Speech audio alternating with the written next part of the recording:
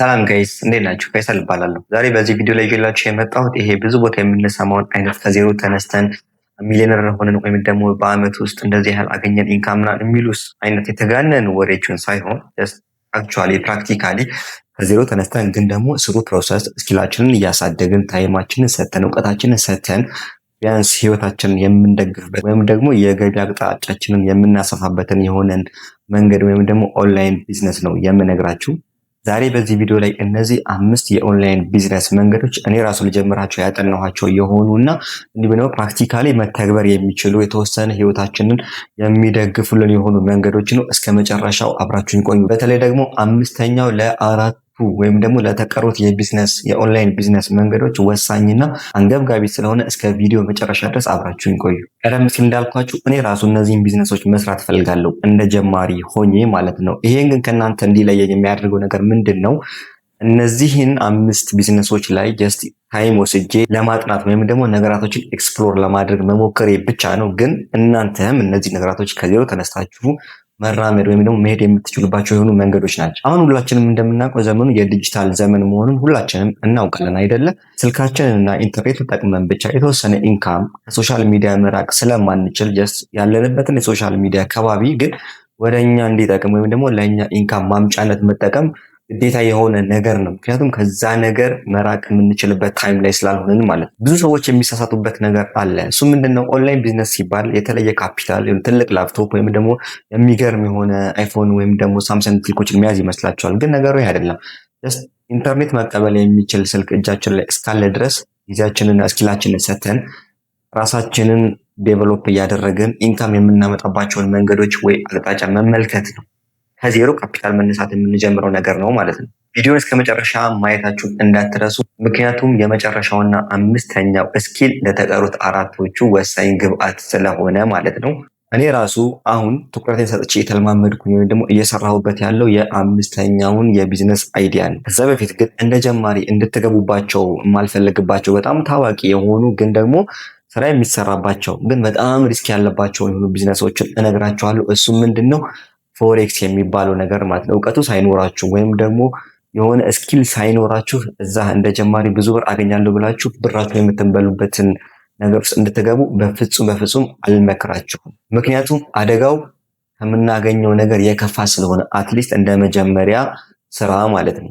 አሁን ግን በዜሮ ካፒታል እኛ ልንጀምራቸው የምንችላቸውን 5 ስራዎችን እንመልከት። የመጀመሪያው ቢዝነስ ዲጂታል ፕሮዳክቶችን ወይም ደግሞ የዲጂታል ውጤቶችን ማዘጋጀት ነው። ይሄን የመረጥኩበት ዋና ምክንያት ብዙዎቻችን የተማርን ከሆነ የተማርንበት ወይም ደግሞ ያሳለፍነው ህይወት ካለን ባሳለፍነው ነገር ላይ ሆነን ዲጂታሊ እኛ በአንዴ የተወሰነ ጊዜ ሰጥተን አዘጋጅተናቸው ከዛ በኋላ ግን በኦንላይን የሚሸጡ የሆኑ የዲጂታል ፕሮዳክቶችን ማዘጋጀት ነው። ይህ ማለት ለተወሰነ ጊዜ ደከምንበት የሆነ ፕሮዳክት ወይም ደግሞ ለብዙ ዓመታት እንደ ሳይድ ኢንካምነት ሁሌም ቢሆን ገቢያቸው የማይቋረጥ የሆኑ ማለት ነው። ምን አይነት ዲጂታል ምርቶችን ላዘጋጅ ብላችሁ ልትጠይቁ ትችላላችሁ። የመጀመሪያው ኢቡክ ነው ወይም ደግሞ ኢንተርኔት ላይ የሚዘጋጁ ቡኮች ናቸው። በተማርንበት ወይም ደግሞ እኛ በምናውቀው ሙያ ለምሳሌ ስለ ጤናማ አመጋገብ ኦር ደግሞ ስፖርት ላይ ካለን ስለ ስፖርት ስራዎች፣ ስለ ቴክኖሎጂ ወይም ደግሞ ለዩኒቨርሲቲ ተማሪዎች ደግሞ አጫጭር የሆኑ የኮርስ ማጠቃለያዎችን ማዘጋጀት እንችላለን። ተማሪዎች ወይም ደግሞ ሰራተኞች ቀናቸውን የሚያቅዱበት የሆኑ ፕላነሮችን ወይም ደግሞ ቴምፕሌቶችን ማዘጋጀት አንደኛው መንገድ ይሆናል። እነዚህን ዲጂታል ፕሮዳክቶችን ለማዘጋጀት ምንም አይነት የተለየ ፕሮፌሽናሊዝም የሆነ ስኪል የሚፈልገው ነገር የለም። ጀስት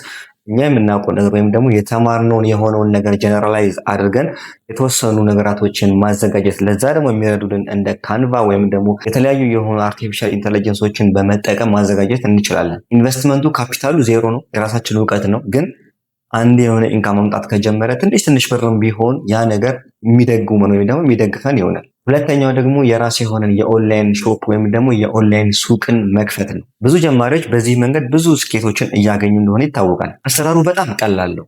በማስ የሚሸጡ ወይም ደግሞ ትላልቅ ፕሮዳክቶችን ይዘው የሚሸጡ ኦንላይን ማርኬቶች አሉ። ከዛ ማርኬት ላይ ወደኛ ስቶር እናመጣለን። በእኛ በኩል የተወሰነ አድ አድርገን ለነዛ ወይም ደግሞ ለከስተመሮቻችን መሸጥ ማለት ነው። የኦንላይን ሱቅ ለመክፈት የግድ እቃዎችን በጅምላ ገዝቶ ማከማቸት ወይም ደግሞ መርካቶ ሄዶ እቃዎችን መሰብሰብ አይጠበቅብንም። ልክ የእኛ ስራ ልክ እንደ ድሮፕ ሾፒንግ ነው። ደንበኛው ከኛ እቃ ሲገዛ ሰፕላየራችን ወይም ደግሞ እቃ አቅራቢያችን ራሱ ለከስተመራችን እቃውን ሄደው ያደርስለታል። እኛ በመሀል ላይ ሆነን ያቺን ማርጂን ወይም ደግሞ ያቺን ትርፋችንን ብር እንቀበላለን ማለት ነው። ካፒታል ያስፈልገው ለአሰራር ግን በጣም ቀላል የሆነ መንገድ ነው። ሶስተኛዋ ደግሞ ዩቲዩብ አውቶሜሽን ወይም ደግሞ ፌስለስ ቻናል የምንለው ነገር ማለት ነው። እስቲ አንድ ጥያቄ ልጠይቃችሁ። እናንተ በህይወታችሁ ለምትወዱት ወይም ደግሞ ለሌላ ሰው የምታጋሩት ወይም የምታካፍሉት እውቀት ስኪል ነገር አላችሁ? እንግዲያውስ ዩቲዩብ መክፈት ግዴታ ይሆንባቸዋል በእናንተ ላይ ማለት ነው። ኢንካም ለማግኘት ቪዲዮ ለመስራት የግድ ፊታችን ካሜራ ፊት መቅረብ ወይም ደግሞ የሆነ ፋንሲ የሆነ ካሜራ ፊት ለፊታችን አስቀምጠን እኛ መቅረጽ አይጠበቅብንም። የተለያዩ ነፃ ምስሎችና ቪዲዮዎችን ወይም ደግሞ ስቶክ ፉቴጅ በማጣመር የራሳቸውን የሆነ ቮይስ ኦቨር በመጠቀም ብዙ ቪዲዮዎችን በመስራት ብዙ ሰዎች የራሳቸውን ገቢ እያሳደጉ ይገኛሉ። ለምሳሌ የሞቲቬሽን ቪዲዮዎች ወይም ደግሞ የታሪክና የቴክኖሎጂ አስገራሚ እውነታዎች ወይም ደግሞ የጉዞና የሀገር ባህሎችን በማስተዋወቅ ወይም ደግሞ ቪዲዮዎችን በመስራት ብዙ ዶላሮችን ማግኘት ይቻላል። በአሁኑ ሰዓት ፌስለስ ቻናል ከምናስበው በላይ ለብዙዎች የብዙ ገንዘብ ማግኘት መንገድ ሆኖ እየቀጠለ ይገኛል። እኔም ይህን ቪዲዮ ስሰራ የተለየ ትልቅ ካሜራ ኖሮኝ ሳይሆን ጀስት ባለኝ ስልክ ነው ከእናንተ ጋር ኢንተራክት ለማድረግ እየሞከርኩ ያለሁት ማለት ነው። አይ ነው ሞኔታይዝ ለመሆን የተወሰነ ጊዜ ይፈጃል። ነገር ግን አንድ የመስመር ውስጥ ከገባንና ሞኔታይዝ ሆኖልን የተወሰነ ገንዘብ ማግኘት ከጀመርን ለብዙ ጊዜያቶች ከዛ ዶላር የምናገኝበት የሆነ ምንጭ ማለት ነው። አራተኛው ደግሞ የኦንላይን ቢዝነስ አፊሊየት ማርኬቲንግ የምንለው ነው። ይሄ የተለያዩ ሰዎችን ወይም ደግሞ የተለያዩ ድርጅቶችን ምርትና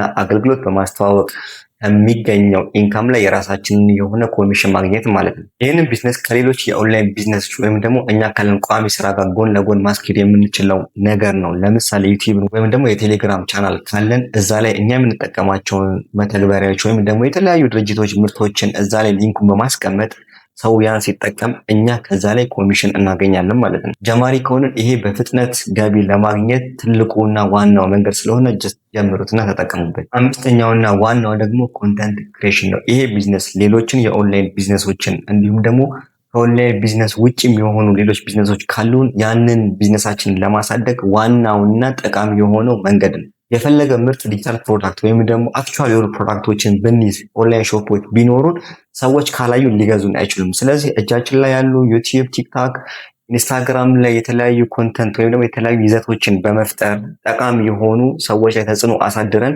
እነዛ የኛ ከስተመር እንዲሆኑ ማድረግ ይገባናል ማለት ነው። ብዙዎቹ የሚያደርጉት ይህንን ኮንተንት ይሰራሉ፣ ሰዎች ላይ ተጽዕኖ ያሳድራሉ፣ የሰዎችን ፎከስ ያገኛሉ፣ ከዛን የሚፈልጉትን ምርት ይሸጣሉ ማለት ነው።